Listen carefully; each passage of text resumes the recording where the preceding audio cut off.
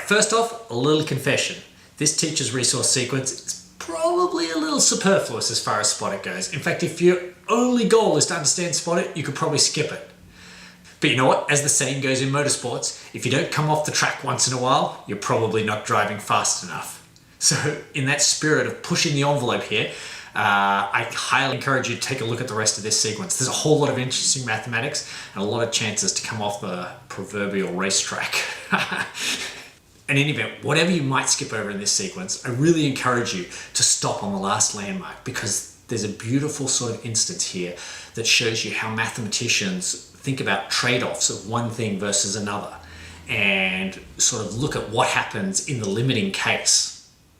That all sounds a bit abstract, but it's kind of interesting. Basically, you sort of think that if you're going further and further out doing one thing, then this happens, but also this happens, and mathematicians often wonder which of those two things sort of wins in the end as you go out. So the last landmark that you'll see in this sequence deals with an example of that, which is really fun. It's trees and forests and stuff as well, so very concrete. Now, as always, encourage group work, encourage students to share their ideas with each other, encourage them to critique each other in the nicest possible way. Remember, you cannot use ideas that you haven't heard, but you can always reject ones you don't like. And resist the temptation to give answers. Try and just prompt more thinking instead. As for the mathematical concepts we're going to see here, we're going to have a good look at what it means to wrestle with concepts.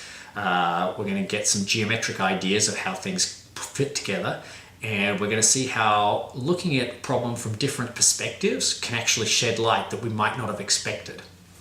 The specific mathematics that I think we're going to see a lot of is an interplay between geometry and algebra. We're going to see how the rational numbers correspond to points on a lattice and the irrational numbers don't. And basically we're just going to generally see an interplay between different ways of thinking about things. So cool stuff. Geometry giving insight into numbers and back and forth. Anyway, let's get started.